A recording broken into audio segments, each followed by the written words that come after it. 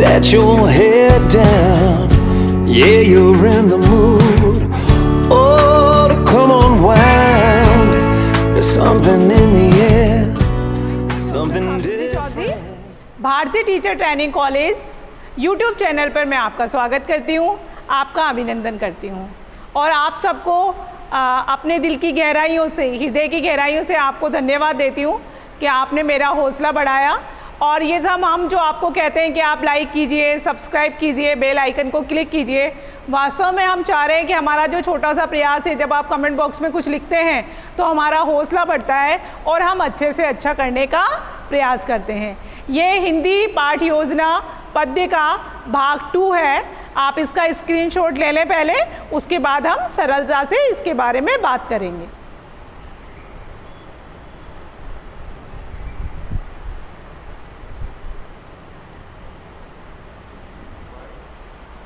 हिंदी विषय पद्य भाग में से लिया, कक्षा 7 की हिंदी की पुस्तक में से लिया गया पाठ, जिसमें हमने आज पाठ योजना तैयार की है। पाठ का विकास कर रहे हैं हम। देखिए क्या अंतर होता है गद्य में और पद्य में। तो हम बात कर रहे हैं पाठ के प्रस्तुतिकरण में। सबसे पहले शिक्षण बिंदु के अंतर्गत हमने लिखा है जहाँ से जहाँ तक पाठ का अंश लिया गया है। कहाँ से कहाँ तक पाठ का हमने कौन सी लाइन से लेकर कौन सी लाइन तक लिया है। तो आप देखिए, मैं व्हाइट बोर्ड के माध्यम से बताती हूँ। केरल से भाग्य लकीरों तक मेरी जो कविता है, मैंने जिस कविता का चयन किया है उसकी ये लाइनें मैंने ली हैं, ये पंक्तियों का चुनाव मैंने आज की पाठ योजना में किया है। अब आते हैं छात्र अध्यापक क्रियाओं के अंतर्गत अपने पहले चरण पर। पहला चरण है आदर्श वाचन, जिसे इंग्लिश में मॉडल रीडिंग कहते हैं, हिंदी में उसे आदर्श वाचन कहते हैं। आदर्श वाचन कौन करेगा?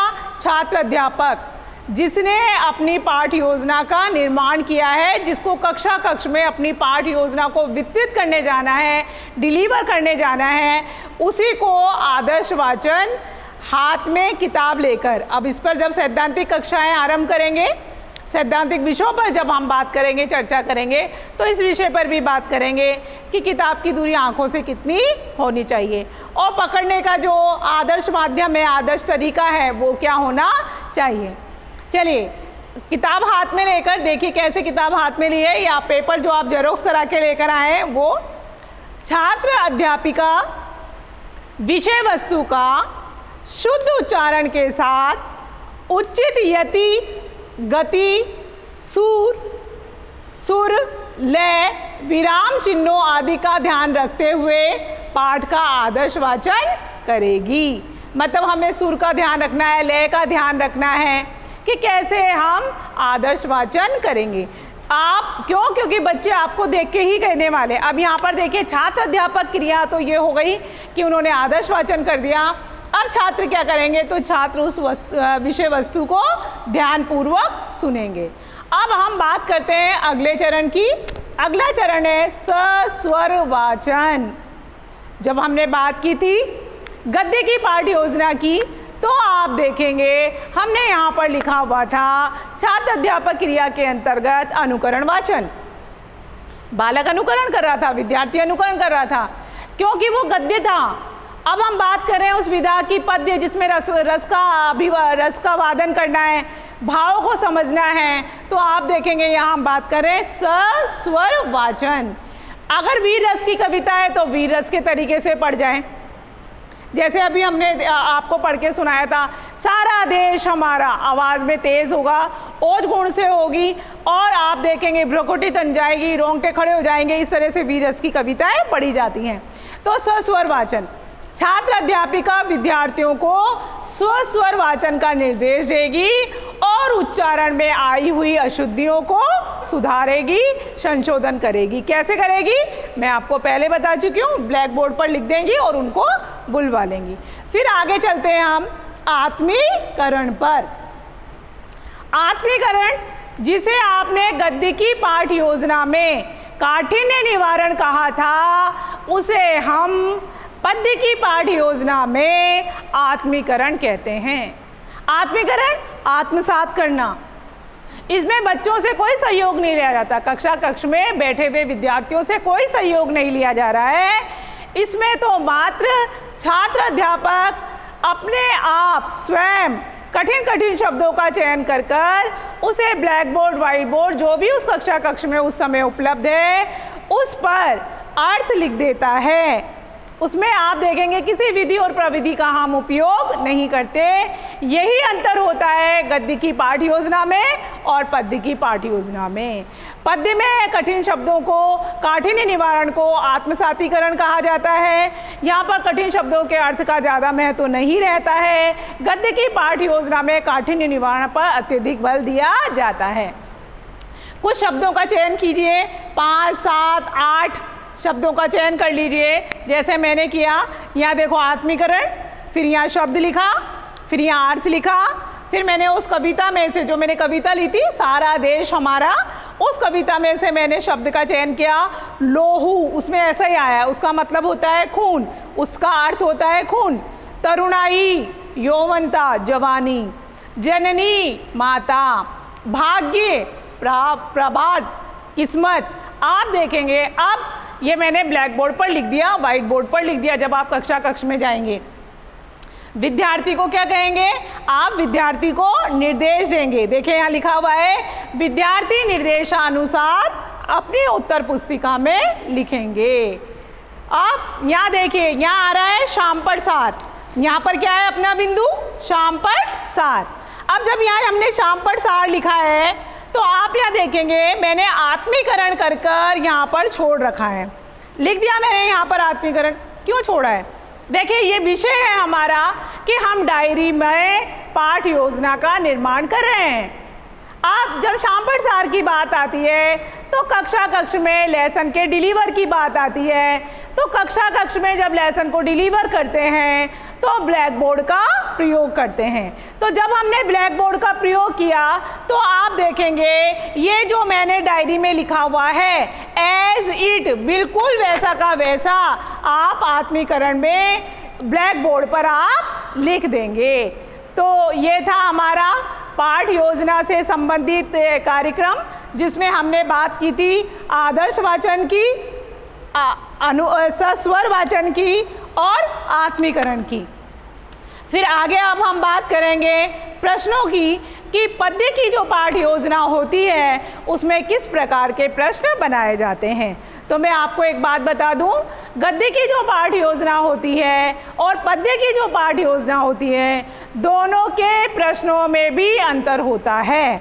जब हमने चर्चा की थी गद्य की पाठ योजना की, तो हमने बात करी थी बोध प्रश्नों की।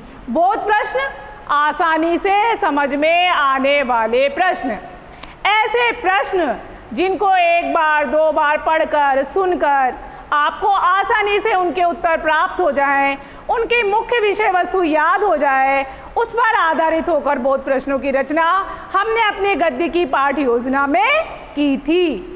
लेकिन अब हम आज बात कर रहे हैं पद्य की पाठ योजना की। तो ये अंतर होता है, पद्य में जब हम प्रश्न पूछेंगे तो भाव से संबंधित प्रश्न पूछेंगे, कंटेंट से संबंधित नहीं पूछेंगे।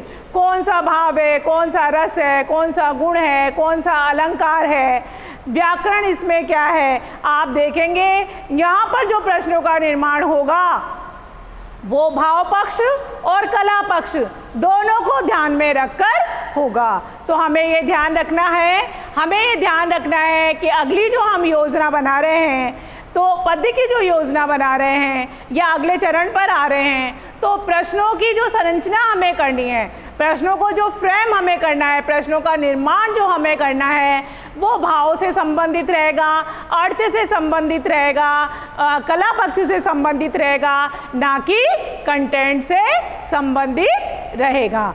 तो अब मैं आपको पुनः व्हाइट बोर्ड की ओर लेकर चलती हूँ कि आप आए और व्हाइट बोर्ड को देखें कि हमने कैसे प्रश्नों का निर्माण। आत्मसातीकरण की काठिन्य निवारण और आत्मसातीकरण में क्या अंतर होता है, गद्य की पाठ योजना में और पद्य की पाठ योजना में क्या अंतर होता है।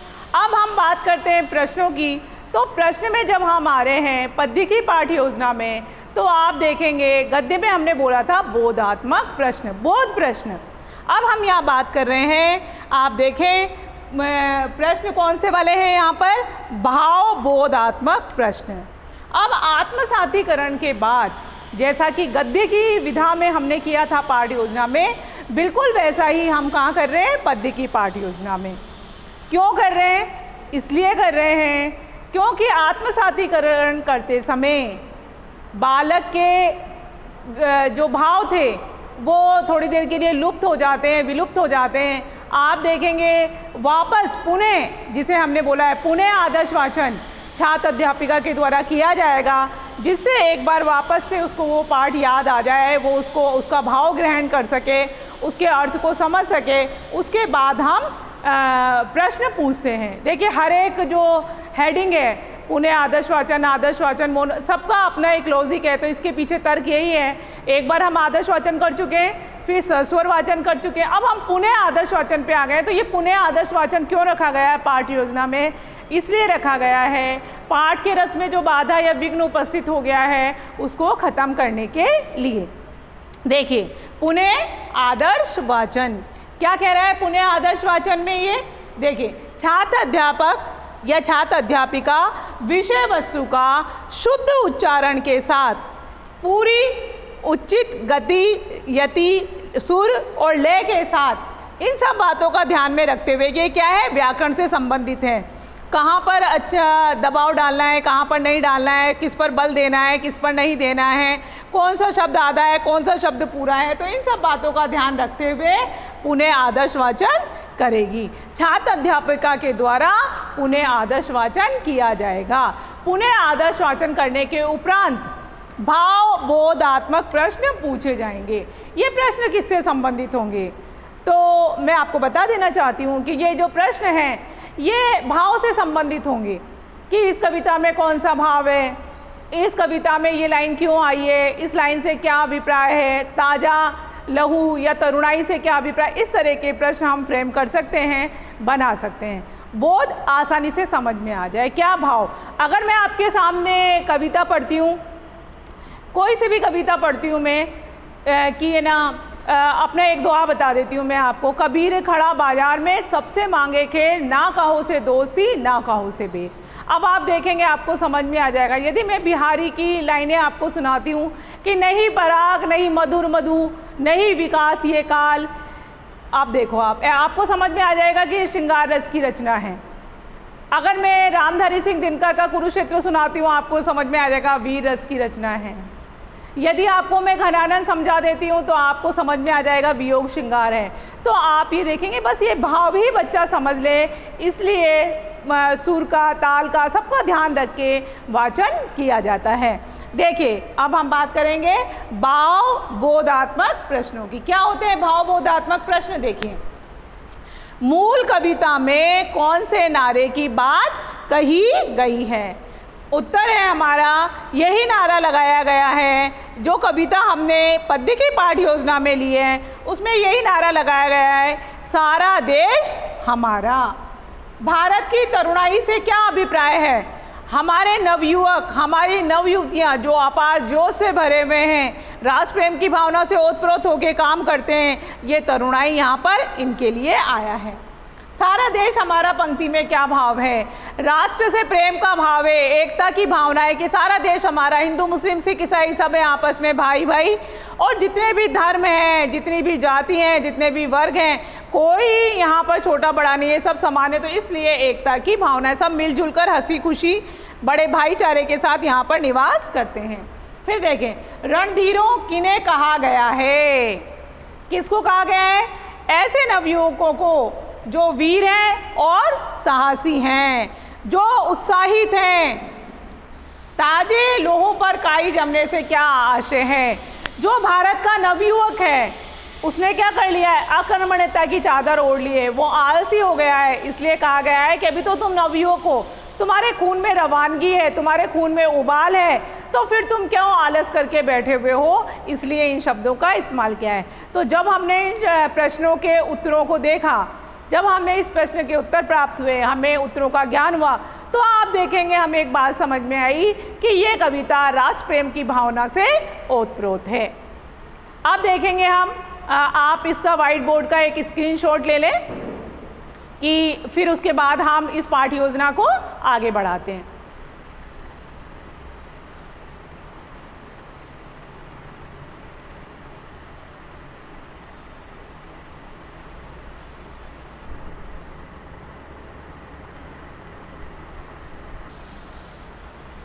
अब हम चल रहे हैं पुणे सस्वर वाचन पर। तो मैं आपको ये समझाऊं कि आगे इस पद्य योजना के क्या चरण हैं, इससे पहले आप इसका एक स्क्रीनशॉट ले लें।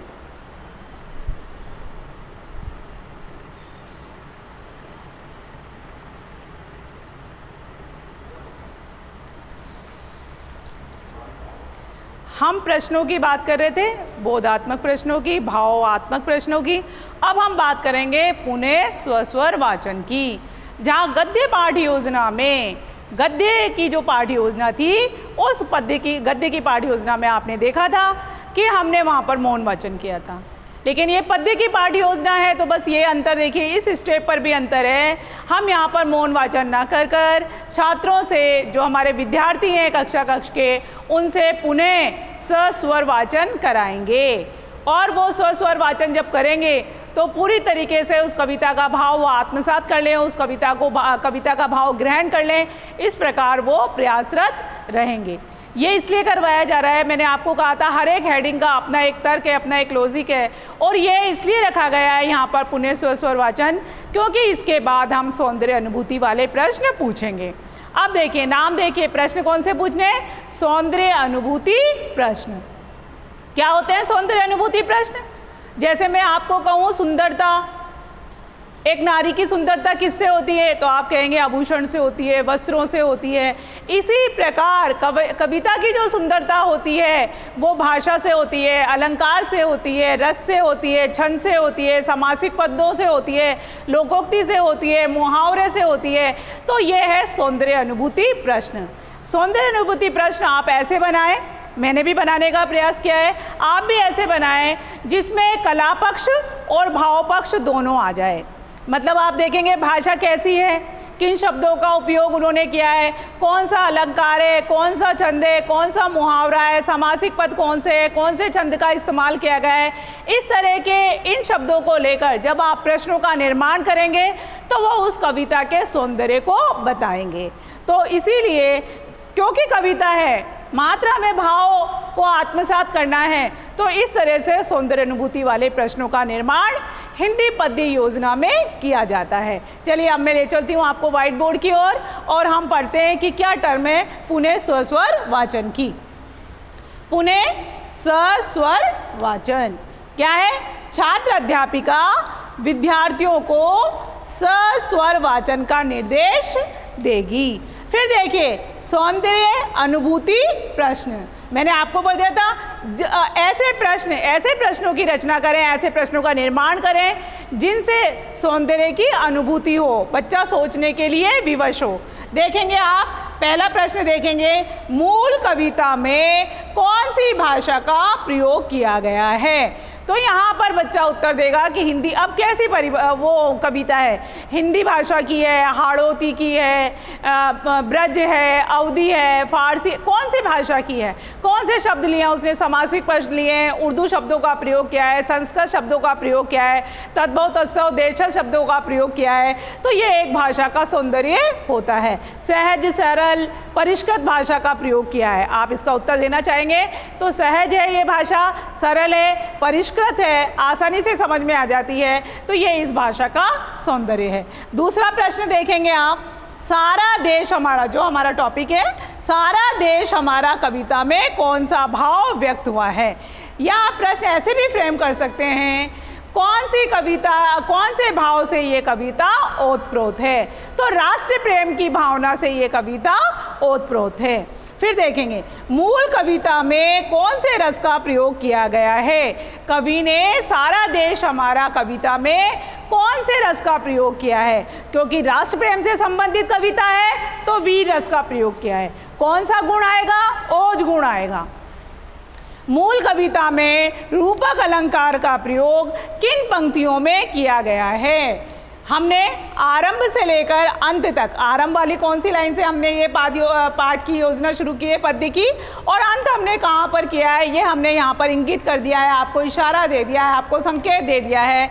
तो यहाँ पर जो अंतिम पंक्ति है कि जाग उठी है भारत की तरुणाई, तो आप देखेंगे यहाँ पर रूपक अलंकार का प्रयोग किया गया है। भारत को सजीव माना गया है। मानवीकरण भी हमें देखने को मिलता है। मानवीकरण अलंकार, जो निर्जीव वस्तु होती है उसमें सजीव का बोध करना या सजीव जैसे उसे रूपित करना। जैसे सूर्यकांत त्रिपाठी निराला की एक पंक्ति सुनाती हूँ आपको समझ में आ जाएगा कि वो संध्या सुंदरी आसमान से उतर रही धीरे धीरे।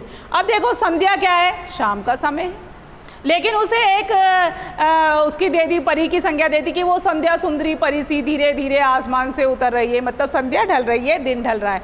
तो ये मानवीकरण होता है। निर्जीव वस्तुओं में सजीव को आरोपित कर दिया जाता है। मानवीय क्रियाकलाप यदि दिखाए जाते हैं तो वो मानवीय अलंकार कहलाता है।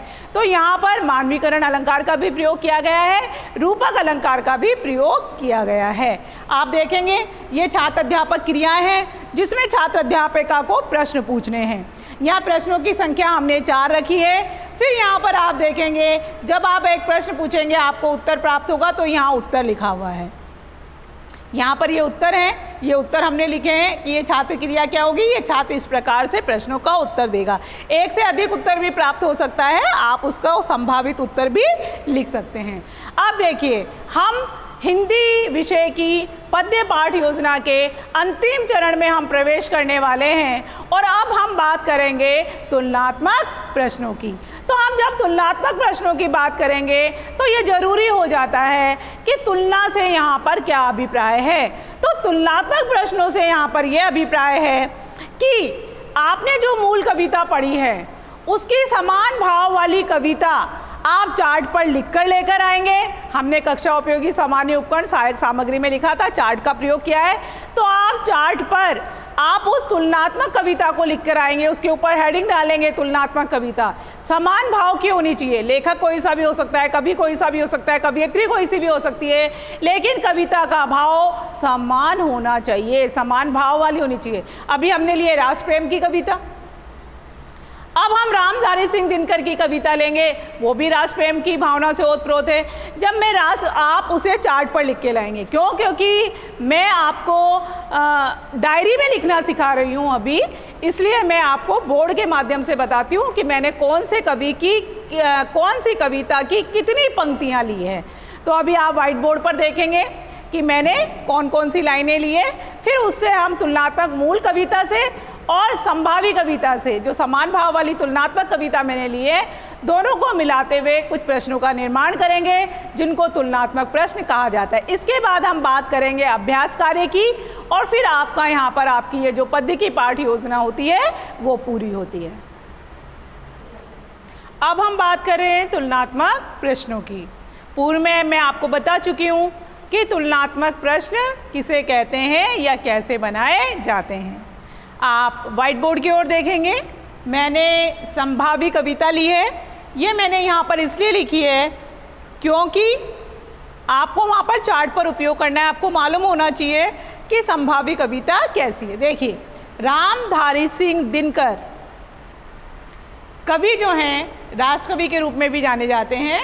आप देखेंगे उनकी देश प्रेम से ओतप्रोत मैंने कविता की कुछ लाइन ली है, कुछ पंक्तियाँ हैं, मैं आपको उसका वाचन करके बताती हूँ। भारत नहीं स्थान का वाचक, गुण विशेष नर है, एक देश का नहीं शील ये भूमंडल भर का है। जहाँ कहीं एकता अखंडित, जहाँ प्रेम का स्वर है, देश देश में खड़ा भारत जीवित भास्वर है। किसने लिखा है? रामधारी सिंह दिनकर ने। आपने देखा कविता की जब मैंने कुछ पंक्तियाँ पढ़ी तो वो ओज गुण से, मेरी आवाज़ में तीव्रता थी तो ओज गुण से ओतप्रोत थी। जो हमारी मूल कविता है सारा देश हमारा, वो भी ओज गुण से ओतप्रोत है। तो दोनों ही कविता में समान भाव है, इसलिए इस कविता को हमने संभावी कविता कहा है।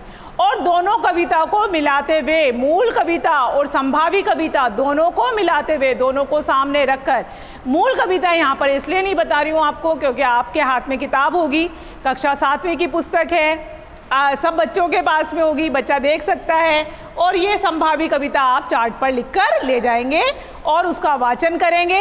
इसके बाद मतलब तदुपरांत आप तुलनात्मक प्रश्न पूछेंगे। तो चलिए अब हम चलते हैं तुलनात्मक प्रश्नों पर। देखिए तुलनात्मक प्रश्न, संभावी कविता के कवि कौन हैं? तो आप यहाँ पर देखेंगे, यहाँ मैंने संभावी कविता लिखी थी आपको बताने के लिए, तो यहाँ मैंने चार्ट का रूप देने का कोशिश किया, आपको चार्ट में लिख के ले जानी है। संभावी कविता के कवि कौन हैं? यहाँ देखिए आंसर लिखा हुआ है, रामधारी सिंह दिनकर। जब आप अपनी डायरी में लिखाएंगे तो छात्र अध्यापक क्रिया के बाद क्या होगी? छात्र क्रिया होगी। तो छात्र क्रिया में आंसर क्या आएगा? उत्तर हमें जवाब क्या प्राप्त हुआ है? रामधारी सिंह दिनकर। फिर देखिए दूसरी, संभावी व मूल कविता में समान भाव वाली पंक्तियां बताइए। तो यहाँ देखेंगे जहाँ कहीं एकता, ये वाली जो लाइन मैंने पढ़ी है यहाँ पर, जहाँ कहीं एकता अखंडित, जहाँ प्रेम का स्वर है। आप यहाँ देखेंगे मूल कविता में आया है सारा देश हमारा, यहाँ भी ये कह रहा है सारा देश हमारा। फिर देखेंगे आप यहाँ का है मूल कविता व संभावी कविता का केंद्रीय भाव बताइए। तो संभावी कविता और मूल कविता का केंद्रीय भाव राष्ट्र प्रेम है, देश प्रेम है। फिर देखेंगे राष्ट्र कवि के नाम से कौन कौन से कवि को संबोधित किया जाता है? मैथिली शरण गुप्त और रामधारी सिंह दिनकर आप देखेंगे राष्ट्र कवि के रूप में जाने जाते हैं। तो इस तरह से ये हमारी पद्य की पाठ योजना चली थी।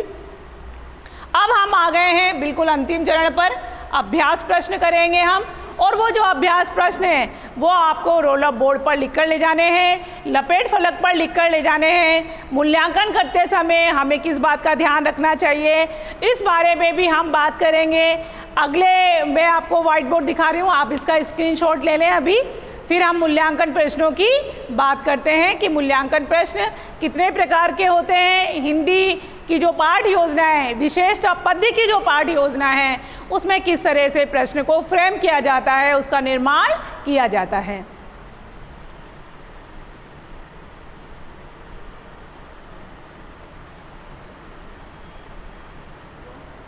डायरी में उतारने के दृष्टिकोण से मैंने संभावी कविता को आपके व्हाइट बोर्ड से हटा दिया है। प्रश्नों के उत्तर जो बच्चों से हमें कक्ष में प्राप्त हुए थे वो मैंने आपके व्हाइट बोर्ड पर लिख दिए हैं। आप उसे एक बार देख लें, स्क्रीनशॉट ले लें। और ये तीसरी आपको दूसरी लाइन में मैं बताना चाहती हूँ यहाँ पर कि जो अखंडित लिखा है वो आपकी मूल कविता और ये तुलनात्मक कविता से संबंधित प्रश्न है। तो आप स्क्रीनशॉट ले लें आप इसका और इसको डायरी में उतार लें। खत्म कर जाएगा। कितना टाइम हुआ अनु? पाठ योजना पद्य के अंतिम सोपान पर, अंतिम चरण पर हम आ गए हैं, जिन्हें मूल्यांकन प्रश्न कहा जाता है, मूल्यांकन कार्य कहा जाता है।